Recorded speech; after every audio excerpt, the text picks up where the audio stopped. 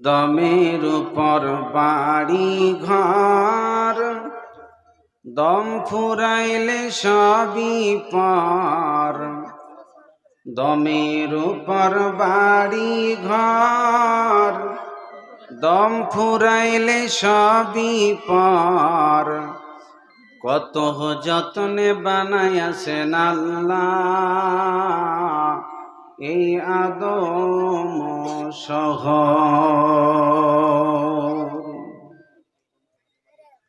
360টি হাড়ে জোড়া, রক্ত মাংস আছে ছড়া।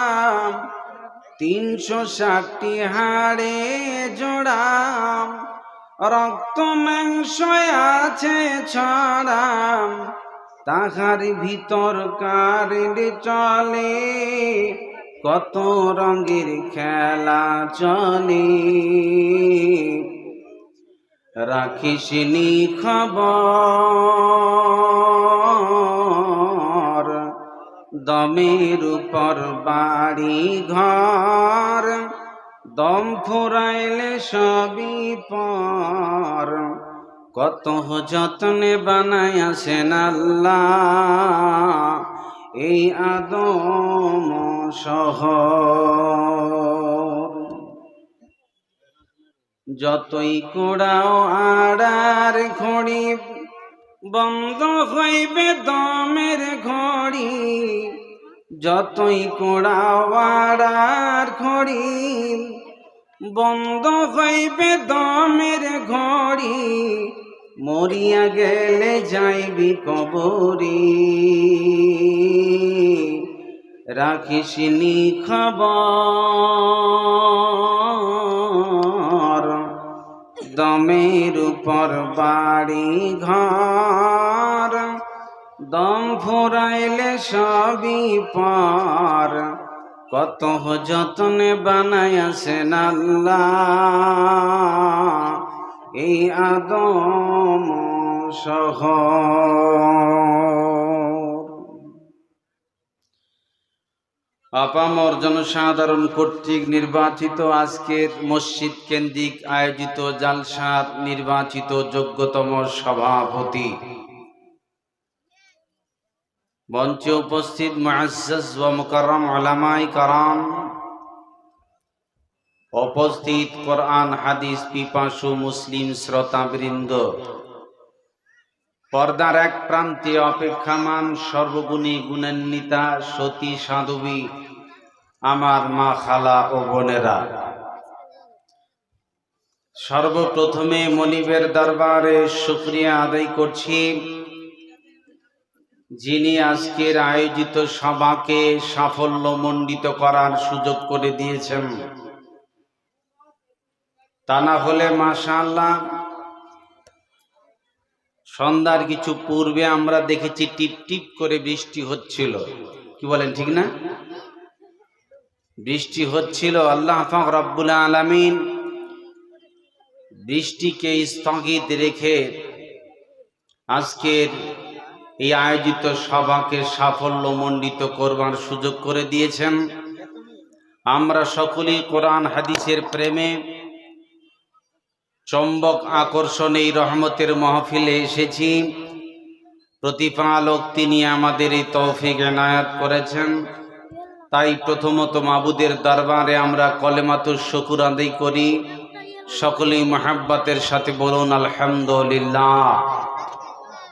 আর একটু জবান খুলতে হবে, আওয়াজ দিয়ে মহাব্বতের সাথে জোরে সোরে সমস্বরে আবারও বলুন আলহামদুলিল্লাহ। তারপরে আমাদের সকলের শেষ নবী, আখিরি নবী, ইমাম রসুল, রাইসুল আম্বিয়া, আহমদি মুস্তাফা, মুহাম্মদি মুস্তাফা, সকলেই মহাব্বতের সাথে বলুন সাল্লাল্লাহু আলাইহি ওয়াসাল্লাম। তিনার উপর অগণন শান্তির ধারা অবতীর্ণ হোক। আল্লাহুম্মা সাল্লি আলাইহি, আল্লাহুম্মা বারিক আলাইহি। এই বাবুরা লড়াচড়া করবি না, একদম চুপচাপ, ঠিক আছে? প্রিয় ভাই সাহেব, আমি কোরআনে কারীম থেকে বিক্ষিপ্তভাবে কয়েকটি আয়াত আপনাদের সম্মুখে পড়েছি। রাসূলে পাকের একটি তথ্যবহল হাদিস পড়েছি। কোরআনের আয়াত এবং হাদিসকে কেন্দ্রবিন্দুর মধ্যে রেখে সংক্ষিপ্ত বিবরণ রাখব ইনশাআল্লাহুল আজিজ। যদিও আজকে আপনাদের সম্মুখীন আমি হয়েছি রুজির মালিক আল্লাহ, আর কথায় বলে রাখে আল্লাহ মারে কে। যদিও দুর্ভাগ্যবশত আজকে আমি একটা অন্য কাজের ব্যস্ততায় ছিলাম এবং প্রোগ্রামেরও আমার টার্গেট ছিল না। আজকে আপনাদের সম্মুখে এসেছি আমার ভাই আজিজুর রহমান, উনি বিশেষ একটা কাজে ফেঁসে যাওয়ার কারণে হঠাৎ আমাকে ফোন দিয়ে বলছে এরকম আমার জায়গাটা চালাতে হবে। যদিও আপনাদের এলাকাতে আমি নতুন হলেও কিশোরগঞ্জে অনেক জায়গাতে আমি এসেছি, তাই আপনাদের কাছে যে আমি এসেছি আমি নতুন নয়, আপনাদের কাছে নতুন। আমি যদিও গঙ্গারামপুর থানার অন্তর্গত, মানে গঙ্গারামপুর থেকে প্রায় 22 কিলোমিটার ভিতরে, সেখানে আমার বাড়ি। কিভাবে আল্লাহ কোটাটা ফিটিং করেছেন, কালকে বললে পারতাম না, পরাদিন বললেও পারতাম না, তার পরাদিন রোজা অবধি পারতাম না। আর আজকের কোটাটা আল্লাহ কিভাবে আপনাদের জন্য সেটিং করে রেখেছেন, আল্লাহর খেলাটা দেখেন। তাই অচেনা হলো আপনাদের কাছে, আল্লাহরই হুকুমে আসা সম্ভব হয়েছে। তাই আপনাদের কাছে আমি একটু অপরিচিত হলো, একটু আপনারা আমার দিকে কান লাগান, কিছু একটা পাবেন ইনশাআল্লাহ। আমি ভূমিকা না বাড়িয়েই সরাসরি আপনাদেরকে আমি বুঝাতে চাইব। আপনারা সকলেই জানেন পার্থিব জগতে কোরআন হাদিসের কথা বলে বলে বলে বলে আলেমেরা উলামারা কাহিল হয়ে গেল। অ্যাকচুয়ালি আমার বক্তব্য শুনতে গেলে রং রুটে ঢুকতে গেলে অসুবিধা হয় তো, কিন্তু আমার খেলাটা একটু রং রুটে হবে, যার কারণে মসজিদ কেন্দ্রিক জালসা, তাই সেটাও আপনাদেরকে মেনে নিতে হবে। তার আগে আমি একটি ছোট্ট উদাহরণ আপনাদের সম্মুখে পেশ করব। কোরআন হাদিসের কথা আলেম উলামারা বলে কিন্তু কাজে লাগে না, এর একটা তথ্যবহল আপনাদেরকে আমি কুদরতি খেলা পেশ করব ইনশাআল্লাহ। গঙ্গারামপুর থানায় গেলাম পাসপোর্ট করবার জন্য, ভেরিফিকেশনের জন্য। যখন আমাকে ডাকা হলো, পুলিশ ডেকেছে, আমি থানার এক পাশে তাকালাম, দেখছি অনেকগুলো মোটর বাইক আছে। আপনাদেরও থানায় গিয়ে তাকাবেন, আপনাদের থানা কি নাম? চাকুলিয়া থানায় দেখবেন যায় অনেকগুলো মোটর বাইক আছে, জং ধরে গেছে। দেখেছেন আপনারা? আওয়াজ দিয়ে বলুন, দেখেছেন? দেখবেন মোটর বাইক জাং ধরে গেছে, মোটর সাইকেলের উপর ঘাস গেজে গেছে, ঘাস গেজে গেছে। তো আচ্ছা, এই মোটর বাইকগুলো দীর্ঘদিন ধরে থেকে থেকে সরে পুলিশও চালায় না, আপনাকেও চালাতে দেবে না। কারণটা কি? এর মূলত কারণটাই হলো যে এই গাড়িগুলোর কাগজপত্র ঠিক নাই, মানে গাড়িগুলো বেআইনি। এই বেআইনি গাড়ি নিয়ে যদি আপনি রাস্তায় চলেন, পুলিশ হাত দেখিয়ে দিল, দেখি কাগজ বাইর করো, কাগজ নেই, একদম পুরো 2 নম্বরই গাড়ি, তাহলে এই গাড়ি কি আর চালাবার সুযোগ পাবেন? পৃথিবীর রোডে তাকে চালানো যাবে না। এই গাড়িটাকে থানায় দীর্ঘদিন ধরে পুলিশ রেখে রেখে রেখে জং ধরে দেবে, ওকে সরিয়ে দেবে, ঘাস গেজে যাবে, এইভাবেই পৃথিবীতে ভস্ম হয়ে যাবে, আপনি চালাতে পারবেন না। সম্মানিত সুধী, পৃথিবীতেই যদি একটা মোটর বাইক আপনার চোখের সামনে ডকুমেন্টস, প্রমাণপত্র, কাগজপত্র ঠিক না থাকার কারণে বছর কি বছর ধরে যদি থানার পুলিশ এই মোটর সাইকেলটাকে সরে দিতে পারে, জান ধরিয়ে দিতে পারে, আল্লাহ পাক রব্বুল আলামিন তিনি বলছেন, ফি জান্নাতি ইয়াতাসাআলুনা আনিল মুজরিমিন মা সালাকাকুম ফি সাকার ক্বালু লাম নাকু মিনাল মুসাল্লিন। মহান আল্লাহ তাবারক ওয়া তাআলা বলেন, কিয়ামতের দিনে ভীষণ বিভীষিকাময় দিবসে জান্নাতি জাহান্নামী উভয়দেরকে দেখতে পাবে, পরস্পরে দেখতে পাবে। জাহান্নামীরা জান্নাতীদেরকে দেখতে পাবে, আবার জান্নাতীরা জাহান্নামীদেরকে দেখতে পাবে। আপনি বলছেন মাওলানা বিষয়টা বোঝা আসলো না। দেখবেন পাঁচতলা বিল্ডিং এর উপরে, আপনি পাঁচতলা বিল্ডিং এর উপরে এসি চালিয়ে পাংখা চালিয়ে আরাম করছেন। ওই পাঁচতলা বিল্ডিং এর উপর থেকে আবার আপনি নিচে তাকিয়ে দেখছেন একটা লেবার রোড বানাচ্ছে, রাস্তার কাজ করছে, ঘাম ঝরে ঝরে রোদের প্রচণ্ড তাপে দিন কাটছে। এদিকে পাঁচতলা ঘরের এসি থেকে আপনার কষ্ট দেখছে, আর এদিকে লেবার রোদে কাজ করছে, ইও আপনার সুখ দেখছে। তার মানে হলো একই দেওয়ালের পাশে একজন মানুষ কষ্টে আছে আর একজন মানুষ আনন্দের বিলাসবহুল জীবন কাটছে। আমার আল্লাহ তোরা দেখ, পৃথিবীতেই তোদেরকে আমি দেখিয়ে দিলাম। আল্লাহ বলছেন শোন, জান্নাতীরা জাহান্নামীদেরকে দেখতে পাবে, আবার জাহান্নামীরাও জান্নাতীদেরকে দেখতে পাবে। আমার আল্লাহ বলেন শুনেলাম, ওয়ানাদা আসহাবুন নারি আসহাবাল জান্নাহ আন আফিদু আলাইনা মিনাল মা আও মিম্মা রাযাকাকুমুল্লাহ। জাহান্নামীরা দেখবে জান্নাতীরা ওরা এসি ঘরে, ফ্ল্যাট বাড়ি, আয়না সিস্টেম, কত সুখময় জীবন কাটছে। খাবার আঙ্গুর নেবে, তালবেল নেবে, মাংস ভাত খাবে, বিরিয়ানি খাবে, ঠান্ডা নেবে, যা চাইবে তাই পাবে।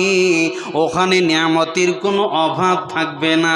যখন দেখবে জান্নাতীদের এত সুখময় জীবন, একই পাড়ায় ছিলাম, আব্দুল করিম চাচা ওই জালসার প্যান্ডেলের তলাতে ছিলাম, একই প্যান্ডেলের তলাতে একসঙ্গে ছিলাম। দেখছি কারণ কি, করিম চাচা, আব্দুল্লাহ ভাই, আব্দুর রহমান রে, আজকে দেখছি তুই জান্নাতের কত নাজ ও নিয়ামতে আছিস, কত সুখময় জীবন কাটছিস।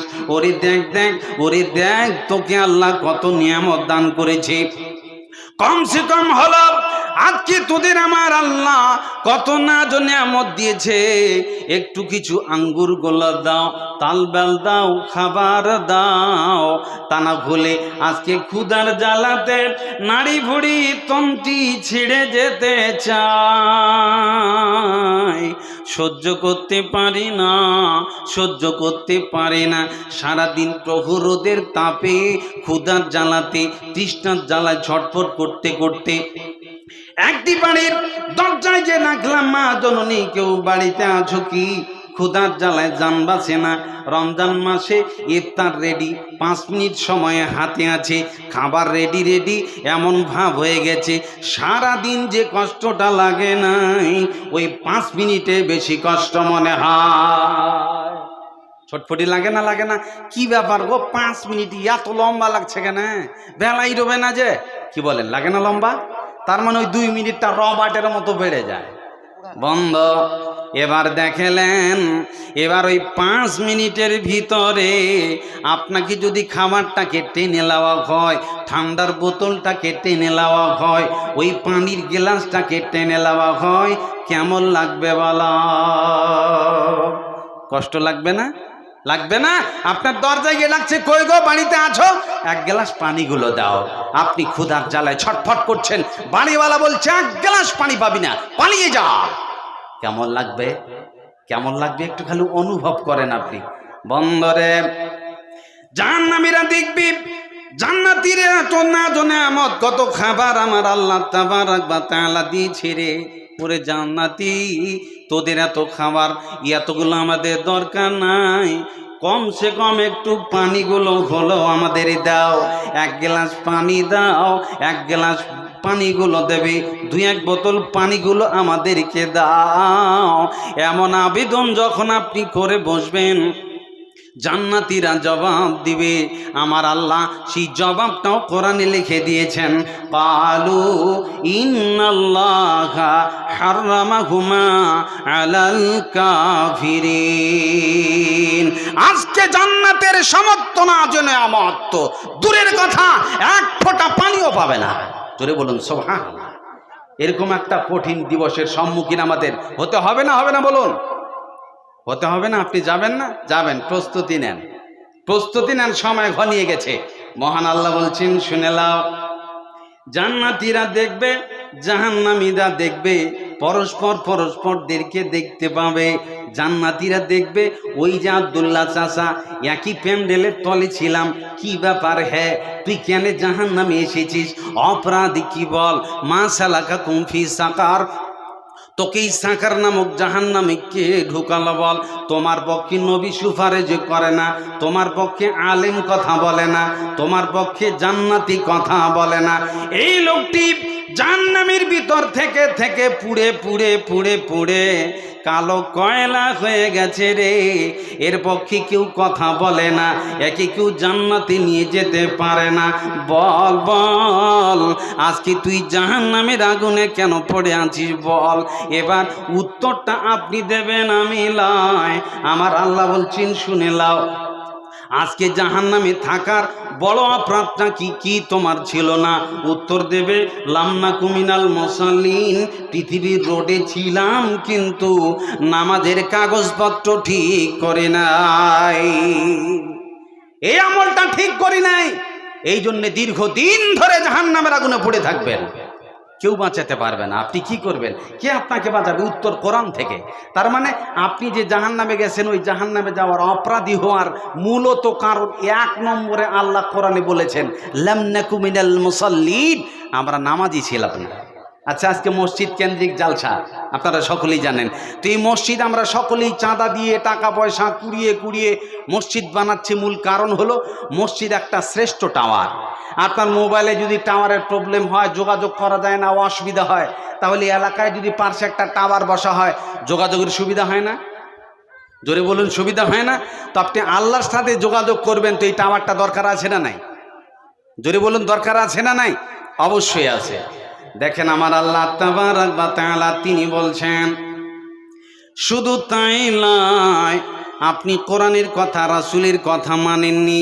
এরকম একটি এই গ্রামের ভিতরে যতগুলো পুরুষ ও নারী আছে, ধরে সবাইকে পালে পাল, দলে দল, দলে দল জাহান্নামের আগুনে তাদেরকে হাঁকিয়ে হাঁকিয়ে নিয়ে যাওয়া হচ্ছে। ব্যাপারটা কি বল? কুল্লামা উলকিয়া ফিহা ফাওজুন সালাহুম খাজানাতুহা আলাম ইয়াতিকুম নাযীর। আপনাকে ধরে দলবদ্ধ করে যখন জাহান্নামের আগুনে দেওয়া হবে, তো জাহান্নামের গেটম্যান আছে, উনি খাজিন, জিজ্ঞাসা করবেন, দারোগা বাবু, আচ্ছা কি ব্যাপার বলতো, তোরা এই যে এই এলাকার মানুষ, কানকির মানুষ, এই গ্রামবাসীর মানুষ, তোরা এতগুলো এইভাবে পালে পাল, দলে দল তোদেরকে জাহান্নামে ঢুকা হয়েছে কেন? কি অপরাধ করেছিস তোরা? আলাম ইয়াতিকুম নাযীর, তোদের কাছে বক্তা আসেনি, জালসা হয়নি, মসজিদে খুতবা হয়নি, জমিয়তি সাংগঠনিক বক্তব্য হয়নি? কি ব্যাপার, তোরা জাহান্নামে কেন এসেছিস? অপরাধটা কি? তোদেরকে ভয় দেখায় নাই? উত্তরটা আপনার, আমার নয়। আল্লাহ নিজে বলছেন, উত্তরটা আপনি কি দেবেন বিপদে পড়ে? যখন ফেরেশতা আপনাকে জিজ্ঞাসা করবে, গেটম্যান তোদেরকে দলে দলে জাহান্নামে নিয়ে আসা হলো, তো কেউ তোদের ওয়াজ করে নাই, তোদেরকে বুঝায় নাই? আপনি উত্তর দিবেন, কালু বালা কদ জাআনা নাযীর, হ্যাঁ আমাদের কাছে বক্তা এসেছিল, তারা ভয় দেখিয়েছে, তারা ওয়াজ করেছে, নসিহত করেছে, ফাকাজ্জাবনা, আমরা তাদের কথাগুলোকে মিথ্যা বলে উড়িয়ে দিয়েছিলাম। আমাদের ধারণা ছিল নগদ জাপাও, হাত পেতে নাও, বাকির খাতা শূন্য থাক, দূরের বাদ্য কিলাম শুনে মাঝখানে যে বেদায় ফাঁক, এই বেলা ভাই মদ খেয়ে নাও, কাল নিশীতের ভরসা কই, চাঁদিনী জাগিবে যুগ যুগ ধরি, আমরা তো আর রব না সই। সুতরাং দুফুর্তি নচিন্তা, যেমন ইচ্ছা তাই করো। শুনছিলাম মৌলবীরা ওয়াজ করে, বুঝায়, পরকালের কথা বলে, জান্নাতের কথা বলে, কবরের কথা বলে, এরা প্যাক প্যাক করতেই থাকবে, এদের কথা মূল্য দিয়ে লাভ নেই।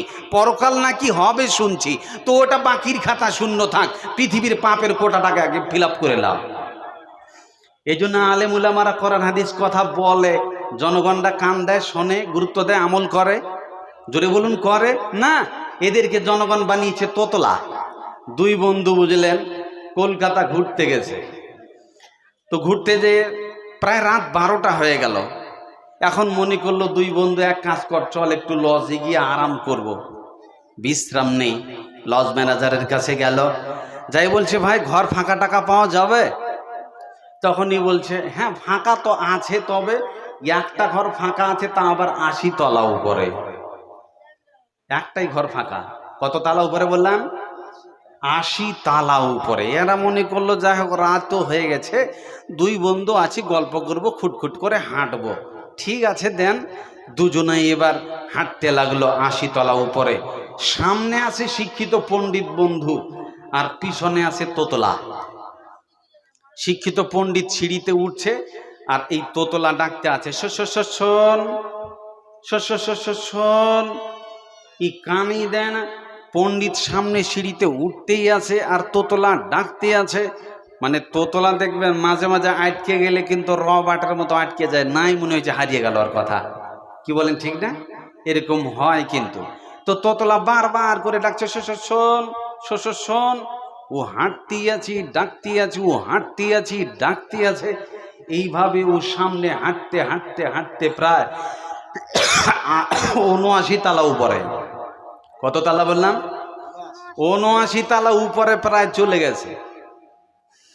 এখন ওই পণ্ডিত বলছে যা, এই তোতলা এতক্ষণ ধরে তুই কি প্যাক করছিলিস? হ্যাঁ তোর কথাটা একটু কান দেই তো, তারপরে ফের আর একটা সিঁড়ি আছে তো ওটা উঠবো। কি প্যাক করছিলিস বলতো? এখন তোতলা বলছে ওকে চাবি আনা হয় নাই। যাস শালা, খেলাটাই গোলমাল করে দিল।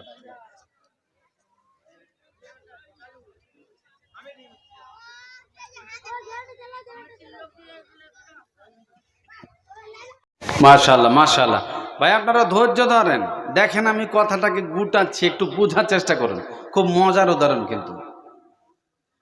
তো পণ্ডিত যখন 79 তালা উপরে, এখন তোতলা বলছে কি বলছে? 79 তালা উপর উঠার পরে এখন তোতলার কথা গুরুত্ব দিয়ে বলছে চাবি আনা হয় নাই। আচ্ছা 79 তালা উপরে উঠার পরে এখনো পস্তাতে লাগলো, ছি। আচ্ছা চাবি না থাকলেও ঘরে ঢুকতে পারবে? কথা বলে না? উঠতে পারবে? ঘরেই তো ঢুকতে পারবি না, তাহলে 79 তালা অব্দি চড়ে যে হয়রান হলো, কাজে দিবে? জোরে বড় লাভ হলো না। এখন ওই পণ্ডিত পস্তাতে লাগলো, ছি। তোর কথাটাকে যদি আমি প্রথম সিঁড়িতেই গুরুত্ব দিতাম, তাহলে 79 তালা উঠে হয়রান হওয়া লাগতো না। এখন পস্তাতে শুরু করলো। এখন পস্তায় লাভ আছে? জোরে বলুন লাভ আছে? লাভ নেই। ভাইরা আমার, বর্তমান পৃথিবীতে আলেম উলামারা যখন আপনাদেরকে ডাকে, বক্তা ডাকে, আসো ভাই জান্নাতের দিকে, জান্নাতের গাড়িতে উঠব, পৃথিবীর স্টেশন থেকে ট্রেন শুরু হবে, আর গিয়ে শেষ স্টেশন জান্নাতুল ফেরদাউসি গিয়ে প্যাসেঞ্জার নামাবে। আলেম ওলামারা ডাকছে আসো জান্নাতের পথে, বিশ্ব নবীর পথে, কোরআন হাদিসের পথে। এইভাবে আলেম ওলামারা বক্তা হয়ে জনগণদেরকে যখন বোঝায়, তখন জনগণ বলে এই তোতলাদের প্যাকপ্যাকানি কি শুনবে? হ্যাঁ এদের কথা কানে দেওয়া যাবে না।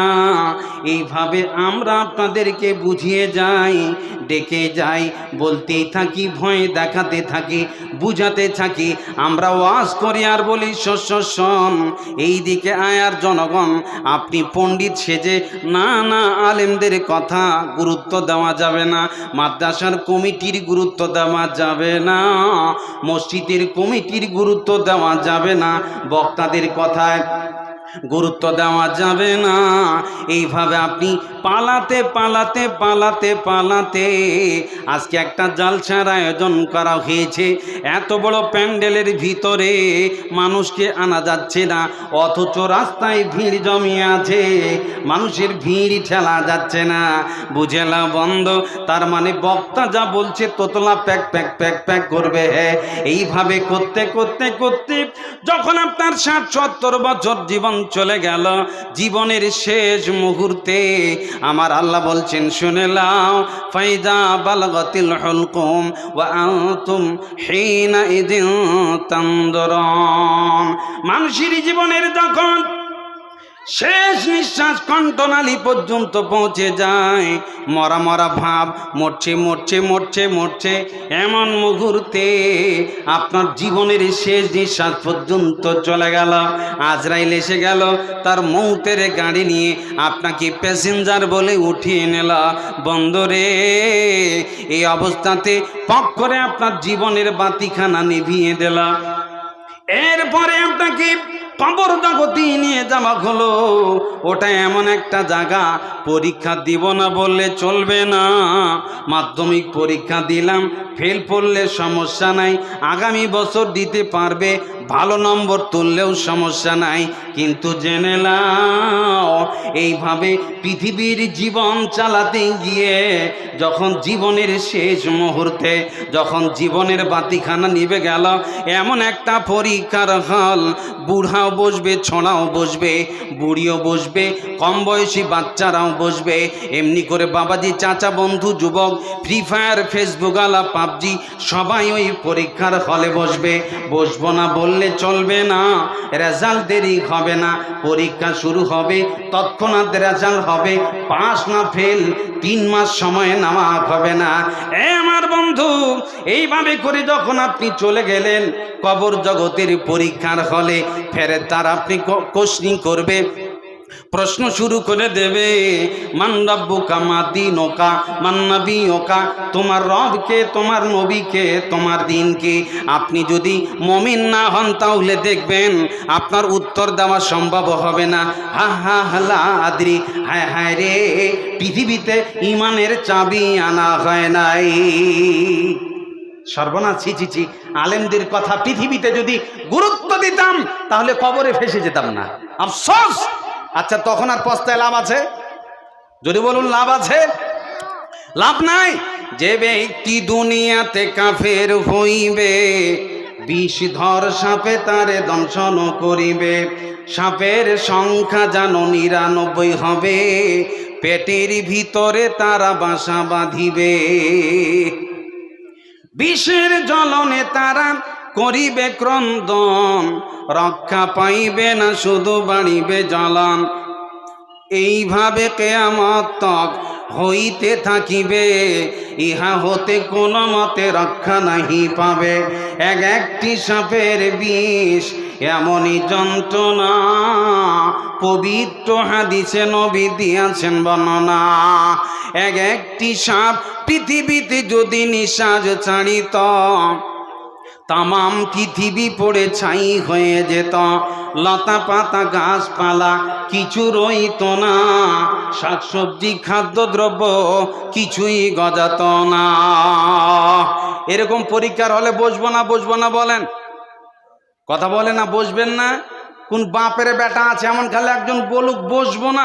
কার ক্ষমতা আছে একটু বলে দেখাক। সম্মানিত সুধী, এরকম জায়গাতে খালি যাবেন, মরাও শেষ আর পরীক্ষাও শুরু। পৃথিবীতে কোনো বাপের বেটা নাই যে আপনাকে বাঁচাতে পারে। আপনাদেরকে আমি আজকে দেখাবো, বাংলাদেশ থেকে বক্তা নিয়ে আসলেন, বিশাল বড় বড় বাঘা বাঘা বক্তা। এবার জনগণ ওয়াজ শুনছে, কিন্তু তার ভিতরে ইমানি পরিবর্তন আসে না কেন? কোরআন দিয়ে এবং যুক্তির কোষ্ঠী পাথর দিয়ে একটা দারুণ মেসেজ ও উপমা আপনাদের কাছে পেশ করব ইনশাআল্লাহুল আজিজ। তার আগে ছোট্ট একটা উদাহরণ, একটু ধৈর্য ধরেন।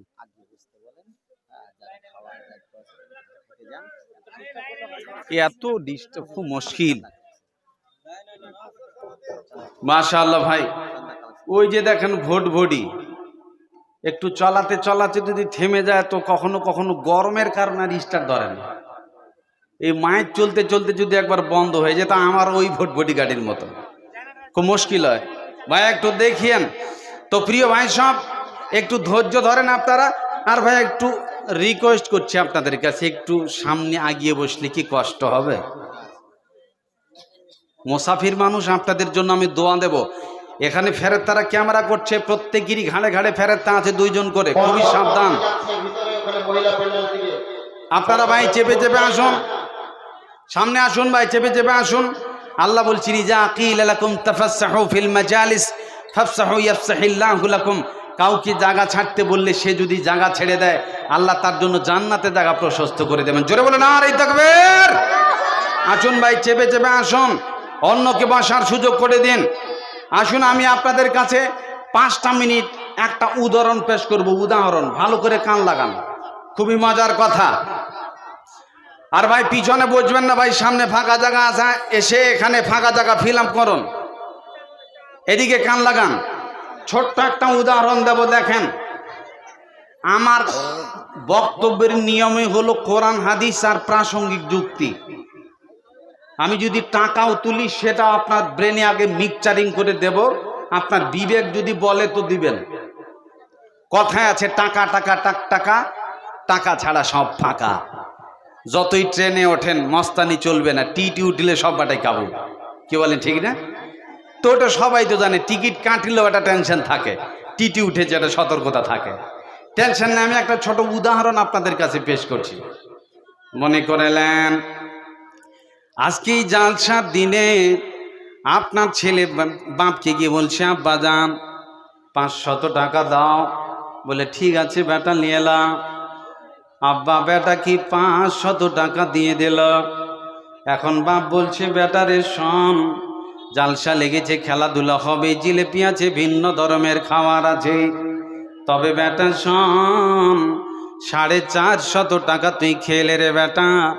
50 টাকা আসার সময় তোর বুড়ি মা আছে রে, তোর বুড়ি মায়ের জন্যে আসার সময় একটু জিলিপি গালা নিয়ে আসবি রে, একটু কিছু খাবার নিয়ে আসবি।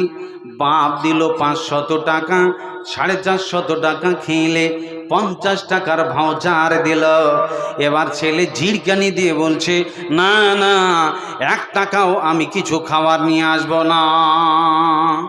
বাপ রেগে যাবে না? যাবে না বলুন? কথাই বলে না কেউ গো, বাপ রেগে যাবে না? টাকা দিলাম আমি, 500 টাকার মালিক আসলে কে? বাপ। দিল বেটাকে সবই খা, ক টাকার লিয়ে আসবি মিঠে গেলা?